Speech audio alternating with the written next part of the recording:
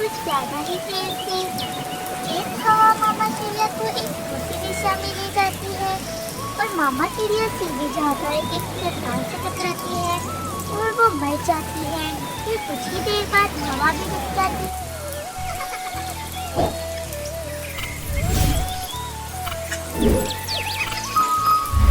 घने जंगल में वो चिड़िया बड़े अच्छे से रह रही थी। अंदर से बच्चे के निकलने से पहले ही उसका पिता मर गया था। अब अपने बच्चों का सारा पालन पोषण अकेली चिड़िया कर ही था। मेरे प्यारे बच्चों, आज आप क्या खाओगे? मम्मा, मैं चावल का दाना और मैं दाल और फल खाऊंगी। मैं अभी थोड़ी देर में आपके लिए खाना लेकर आती हूँ बेटा। मेरे जाने के बाद पता है ना कि आपको क्या करना है। हमें अपने घोंसले में ही रहना है और जब तक आप ना आए घोंसले से बाहर नहीं आना, क्योंकि हमें भी उड़ना नहीं आता। शाबाश मेरे प्यारे बच्चों। मामा चिड़िया भोजन की तलाश में घोंसले से निकलती है। मामा चिड़िया कभी इधर जाती तो कभी मामा चिड़िया उधर जाती। मामा चिड़िया फसलों से दाना ढूंढती है और दूल्हे जंगल से फल। हो गया, आज का काम हो गया और अब मैं अपने बच्चों के साथ बाकी का समय बिता सकूंगी। तभी वहाँ पर काली हवा और कभी भी आ जाते हैं। चिड़िया, ये फल तो कल हमने देखा था। तोड़ा इसलिए नहीं कि कल ये फल कच्चा था और आज ये पक गया है, इसलिए ये फल तुम हमें दे दो। मेरे बच्चे भी बहुत छोटे हैं, वो भी उड़ नहीं सकते। ये फल मैं उनके लिए लेके जा रही हूँ। मेरी बच्ची भी अभी बहुत छोटी है, ये फल मुझे देती हो या मैं जाऊँ दुकान के नीचे। ये चिड़िया वो फल उन लोगों को दे देती है। चिड़िया, ये भोजन तुम ले जाओ, हम इतने भी जालिम नहीं हैं। ये बेचारी चिड़िया चुपचाप वहाँ से चली जाती है। मम्मा, मेरा पेड़ कहाँ पर है? मेरी बच्ची, मैं आपके लिए फल ना ला सकती। आप आज के दिन ये दाना खाकर ही गुजारा करें। ऐसे ही मामा चिड़िया अपने बच्चों को हर रोज भोजन ला कर देती। एक दिन बहुत खराब था, मगर मामा चिड़िया को तो अपने बच्चों के लिए दाना हर मौसम में लाना होता था। आज मौसम बहुत खराब है बच्चों और हवा भी बहुत तेज चल रही है। आप दोनों एक दूसरे के साथ ही रहना बच्चों। ठीक है मम्मा, हम ऐसे ही करेंगे। फिर मामा चिड़िया उठती है। तेज हवा में उठना बहुत मुश्किल हो रहा था क्योंकि हवा आज कुछ ज्यादा ही तेज थी। तेज हवा मामा चिड़िया को एक दूसरी दिशा में ले जाती है और मामा चिड़िया सीधी जाकर एक चट्टान से टकराती है और वो मर जाती है। कुछ देर बाद हवा भी रुक जाती है। कभी कबूतर का वहाँ से गुजर होता है तो वो मामा चिड़िया को मरा हुआ देखकर जल्दी से जंगल की तरफ जाता है। बच्चों, आप दोनों रानी चिड़िया के बच्चे हो ना? जी अंकल, हम रानी चिड़िया के ही बच्चे हैं। मैं आपकी मम्मा का दोस्त हूँ। बच्चों, आपकी मम्मा अब कभी भी लौटकर वापस नहीं आएगी क्योंकि वो मर गई है। पापा की तरह? हाँ बच्चों, आपकी मम्मा भी आपके पापा की तरह आपको छोड़कर चली गई है। लग जाते हैं। हाँ तोतो बहन, अब उन दोनों बच्चों का हम में से ही किसी एक को उनका सहारा बनना होगा, क्योंकि अभी वो बहुत छोटे हैं। कौन लेकर जाएगा उन बच्चों को अपने घर? एक बच्चा मैं लेकर जाती हूँ और एक बच्चा तुम लेकर जाओ। कालू जी, सुना है कि वो चिड़िया मर गई है। हाँ हाँ रानी, सुना तो है। पापा, अब उस चिड़िया के बच्चे को कौन भोजन ला के देगा? कालू जी, क्यों ना हम उस चिड़िया के बच्चे को अपने घर ले आए? रानी, भला ये तुम क्या कह रही हो? होश में तो हो तुम? उन्हें दाना कौन ला कर दिया करेगा? हमने तो हमेशा उनका दाना छीन कर ही खाया है। कालू जी, समझो तो, महीना 2 महीने दाना ला कर देंगे, फिर सिखाएंगे उनको चोरियाँ। फिर सारी जिंदगी हम और हमारी बेटी का चोरी किया हुआ ही भोजन खाएंगे। और हमें मुफ्त में नौकर मिल जाएंगे। रानी, क्या दिमाग है तुम्हारा? मैं अभी जाता हूँ रानी। फिर कालू कौवा घर से निकलता है। ये जिम्मेदारी मैं लेता हूँ, इन बच्चों को हम पालेंगे। कालू भैया, क्या आप ये सब कुछ कर लोगे? क्या आप अपने पर परिवार के साथ साथ इनका भी पालन पोषण कर लोगी। बच्चों को एक दूसरे से जुदा किया तो वो मर जाएंगे, इसलिए दोनों बच्चों को मैं ही अपने घर ले जाता हूँ। मिट्टू और कबूतर कालू कौवे की बात मान लेते हैं। फिर तो वो उनको कहता है, बच्चों, मैं आपको लेने आया हूँ। आप आज से हमारे ही घर रहोगे और हमारे बच्चे बनकर रहोगे। अंकल, क्या अब हम आपके साथ रहा करेंगे? हाँ हाँ मेरे बच्चों, अब आपको डरने की कोई बात नहीं है। फिर कालू कौवा उन बच्चों को लेकर अपने घर की तरफ चला जाता है।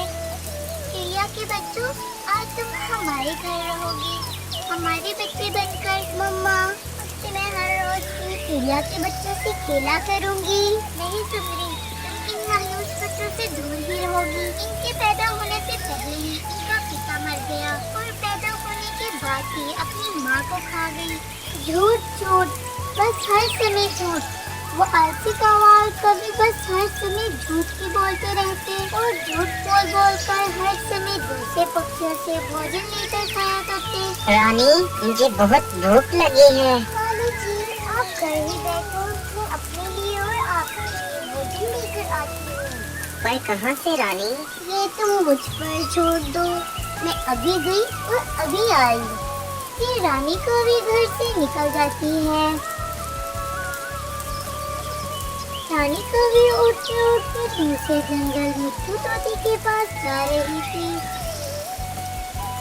तोती बहन, घर में कुछ भी खाने को नहीं है और मेरी माँ मुझसे मिलने आ गई है। मेरी माँ को बहुत भूख लगी है। बहन, मैं बहुत शर्मिंदा हो रही हूँ। रानी, आप फिक्र मत करो, आपकी माँ मेरी भी माँ है। आप शर्मिंदा मत हो। ये मीठी मीठी अंगूर आप ले जाएं, मैं अपने बच्चों को दाना खिला दूंगी। अरे बहन, मुझे यकीन था कि आप मेरी मदद जरूर करोगी। बहुत बहुत शुक्रिया आपका। ऐसा बोलते हुए रानी मिट्टू तोती से वो अंगूर लेकर वहाँ से चली जाती है।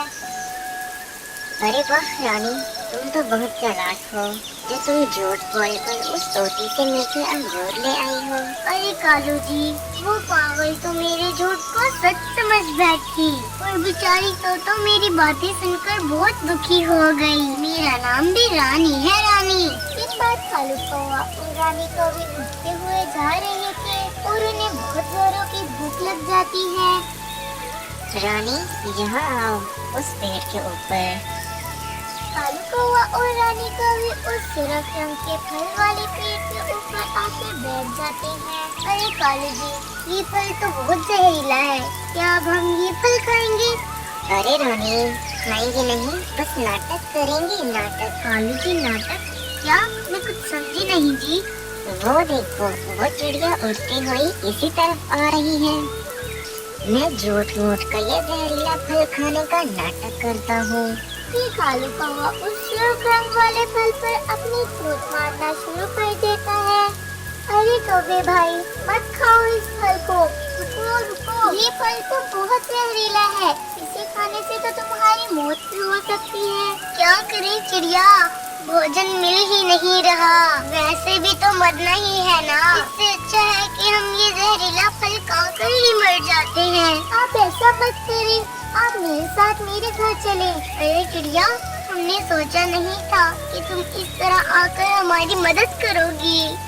फिर वो दोनों चिड़िया के साथ उसके घर चले जाते हैं। ये लो भोजन, अब तुम दोनों जी भर कर खा लो। भोजन देखते ही वो दोनों बहुत खुश हो जाते हैं और फिर बड़े मजे से वो पेट भर कर भोजन खा लेते हैं। और पेट भर गया है ना, अब याद रखना कि वो जहरीला फल खाने से पक्षियों की तुरंत मौत हो जाती है। चिड़िया बहन, थोड़ा सा भोजन रात के लिए भी दे दे। वो क्या है ना, मुझे रात को उठ कर खाने की आदत है। वो कौवे पेट भरने के बाद चिड़िया से रात के लिए भी भोजन ले लेती है और वहाँ से चले जाते हैं। अभी कुछ ही दिन गुजरे थे कि रानी कौवे का सतीला पिता उससे मिलने के लिए आ जाता है। रानी, मैं कुछ दिन के लिए तुम्हारे घर रहने के लिए आया हूँ। जंगल में तो सूखा पड़ गया है, जिसकी वजह से भोजन भी नहीं मिल रहा। मुझे बहुत भूख लगी है, जल्दी से कुछ खाने को लाओ। दादी, आप फिक्र मत करें, भोजन तो बहुत है। कालू जी का तो अपना बाजरे का खेत है। कालू जी जल्दी जाओ और मेरे पिताजी के लिए भोजन लेकर आओ। कल जब मेरे दोस्त आए थे तो मैं खुद ही भोजन लेने गया था। अब तुम खुद ही जाओ अपने बाजरे के खेत में। यदि आप इधर बैठे, मैं अभी आती हूँ खेत से दाना लेकर। फिर रानी का भी घर से निकलती है और सीधा तोतो के पास चली आती है। तोतो बहन, मेरा पिता आ गया है, घर में खाने को कुछ नहीं है। प्लीज बहन, मुझे थोड़ा सा भोजन दे दो ताकि मेरी बेइज्जती ना हो। तुम दोनों पति पत्नी खुद तो सारा दिन सोते रहते हो और हर रोज दूसरे पक्षियों से भोजन मांगकर अपना पेट भरते हो। अब क्या हम तुम्हारे पिता का भी पेट भरेंगे? अभी तक आई नहीं मेरी बेटी, मैं जाकर खुद देखता हूँ उसे। रानी का पिता भी उसके पीछे चला जाता है। मैं तुम्हारी विनती करती हूँ तोतो बहन, बस कुछ दाने ही दे दो भोजन के, ताकि मैं अपने बूढ़े लावारिस बाप का पेट भर सकूं। ऐसे ही ये बाप आ जाते हैं अपनी बेटियों को तंग करने के लिए। तोतो खामोश बैठी थी क्योंकि वो रानी के पीछे बैठे उसके सौतेले पिता को देख रही थी। तोतो बहन, आप बोल क्यों नहीं रही हैं? एक बार ये बूढ़ा चला जाए, फिर मैं अपनी पहले से दाना जमा किया करूंगी। माँ खुद तो मर गई और इस बूढ़े से पहले बाप को मेरे लिए छोड़ गई।